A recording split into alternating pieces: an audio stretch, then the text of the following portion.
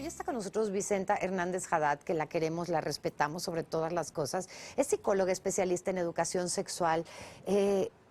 Ahí es uno de estos datos en los que uno piensa que el abuso sexual generalmente es cometido por hombres. Entonces, cuando es una miss de un kinder, te brinca tanto. Sí, de hecho la estadística marca que la gran mayoría de los abusadores sexuales son hombres, pero indiscutiblemente tenemos que hacer mayor énfasis en que hay un porcentaje que no se conoce realmente en proporción, pero pensemos que puede ser 80% hombres, 20% mujeres en promedio, y que no podemos descalificar o dar por hecho que las mujeres, que porque tenemos el instinto maternal, todo esto hay que desmitificarlo, porque es lo que ha favorecido que confiemos más en las mujeres que en los hombres. Claro. Finalmente hay que trabajar la confianza con cada ser humano, ¿no? Pero nunca vender la idea de que te vas con las mujeres porque ellas son las que son incapaces de hacer algo. De hecho, en las redes de pornografía y de trata de personas hay un mundo de mujeres involucradas en este trabajo, ¿no? Recuerdo un caso hace algunos años, estaba yo viviendo en Estados Unidos y fue un caso que sonó muchísimo porque estaba el video.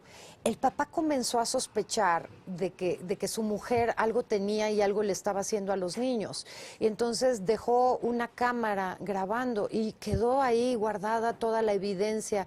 En el momento en el que el señor salía de la casa, esta mujer con dos niños muy pequeños, como de 3 y 2 años aproximadamente, los ponía a hacer cosas horribles. O sea, simplemente que uno ni siquiera podría pensar que una mamá, ¿no?, pudiera hacer eso con sus hijos. Entonces, no debemos de descartar nada, es lo primero. Así es, yo creo que sí va a ser muy importante que tomemos en cuenta que en la familia ahora sí que las herramientas de prevención de abuso sexual se tienen que dar estando quienes estemos involucrados en el cuidado de los niños. Es decir, si hay una mamá, un papá, hermanos grandes, hermanos chicos, todos juntos decir las reglas que son como aquí nos bañamos desnudos todos, pero si ustedes se fijan, nadie acaricia las partes íntimas de los otros porque no es correcto que los grandes le acaricien.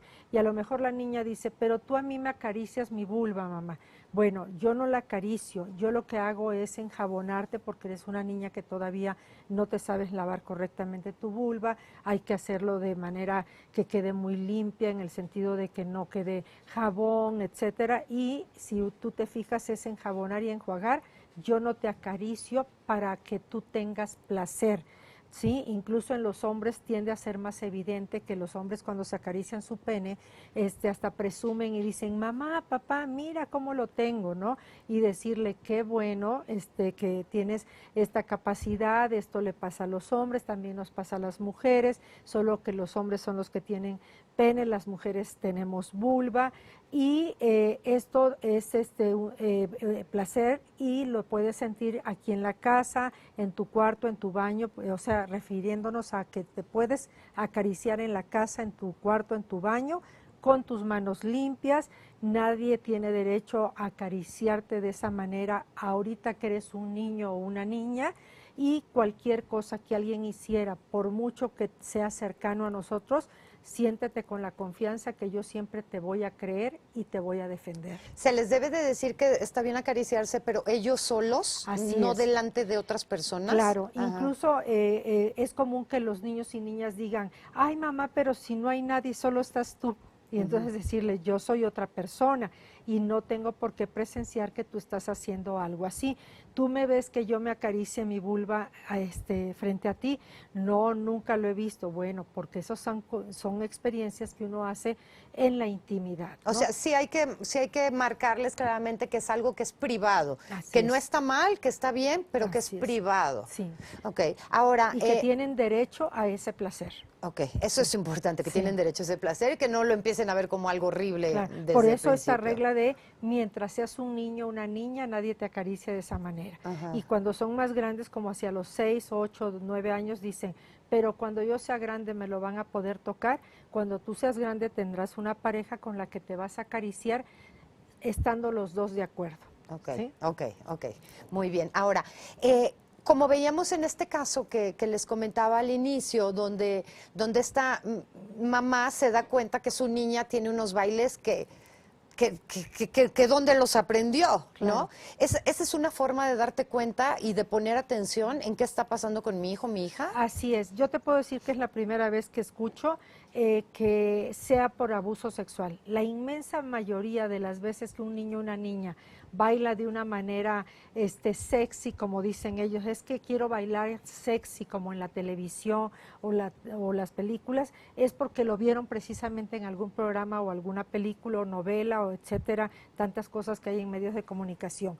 Entonces sí hay que dejar de tener el prejuicio que cualquier cosa que nos suene extraña ya es un abuso sexual, porque eso nos contamina mucho y nos prejuicia a estar más angustiados, y a lo mejor el niño lo vio, la niña lo vio en un programa de tele, le pareció algo muy, muy seductor, muy encantador. Incluso hay niñas, cuando estaba poniéndose de moda lo del polydance, había niñas de 5 o 6 años que cuando decían te voy a meter a gimnasia, al fútbol, etcétera, decían, no, yo quiero bailar como bailan en la televisión, ¿no? Entonces sí hay que llevar a cabo todas unas preguntas con los niños, pero no dando por hecho de que ya seguramente es un abuso sexual. Déjame hacer una pequeña pausa nada más, Vicenta. Hay un video que en algún momento pensé, lo vamos a poner, y luego dije, no, no lo vamos a poner. Pero si lo quieres buscar, lo puedes encontrar en Facebook. Es un video de una escuela en Cuba. La que está grabando el video es una de las maestras, o sea, es una adulta. Son puros niños alrededor de 5 años, 6 años el que más tenga. Están bailando perreo, ¿ok? Puedes ver claramente cómo hay un momento en el que el niño ya no puede, o sea, porque sienten obviamente, ¿no? Y las niñas, son 2 niñas que están bailando con él como haciendo una especie de sándwich, digamos, de perreo. Y las niñas se empiezan a pelear entre ellas por quién es la que queda más pegado a él. Realmente lo que estábamos atestiguando en este video es casi un acto sexual entre 3 niños. Es una de las cosas más graves, por lo menos que yo he visto, pero lo único que pensaba era, estos niños están despertando a una cosa que ni siquiera saben qué es ni pueden controlar, ¿no? Así es. Y entonces, que están también incitados a lo mejor por alguien. claro, porque la maestra más decía, míralos cómo bailan, míralos, no se pueden despegar, mira no sé qué. Es pavoroso. Claro.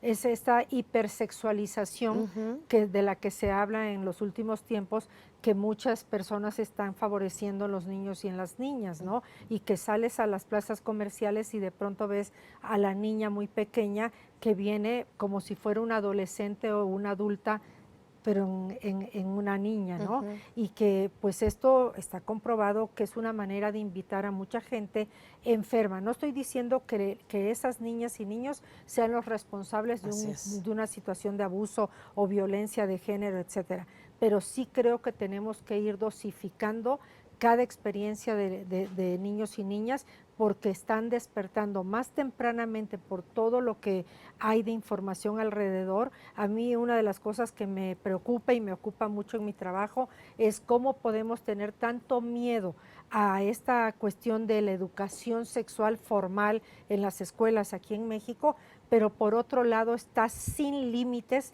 todo lo que se le está proporcionando a los menores, como es las redes sociales, los teléfonos celulares, el acceso a las tabletas, tantas cosas, juegos, todos estos juegos electrónicos, y que los niños no están teniendo la educación suficiente para saber discriminar las cosas que los ponen en riesgo. A ver, dijiste algo que es muy importante, esta hipersexualización y el de repente vestir a las niñas como si fueran señoritas. ¿Tú te acuerdas el terrible caso de esta niña americana que fue asesinada, que fue encontrada en el sótano de su casa, que la habían convertido en una reinita de belleza? Entonces siempre estaba maquillada, con las pestañas pintadas, la boquita pintada, mega arreglada y vestida como, o sea, era como una mujercita, pero en miniatura. Eso, lo que dices es, si tú sacas a tus niños así, puedes estar despertando en un enfermo o en una enferma un deseo. Claro, yo lo que digo es, las niñas y los niños les gusta jugar a ser grandes, pero tiene que ser una experiencia en casa, que la niña se ponga seguramente tus zapatillas, tus aretes, que te diga mamá me peino como tú, toda esa parte es encantadora para los menores, pero tiene que ser algo de juego en casa. No pueden salir así, las ves como les ponen hasta uñas, postizas, Joyas, etcétera. tacones. Sí, y creo, sobre todo esta parte ya de maquillarlas para verse todavía más grandes, ¿no? Bueno, pues aquí queda este tema. Vicenta, siempre hay cosas interesantísimas que hablar contigo y sobre todo te agradecemos tanto lo que nos enseñas. Muchas gracias. Gracias a ustedes por toda esta confianza y encantada de estar por aquí. Es Vicenta Hernández Haddad, psicóloga especialista en educación sexual.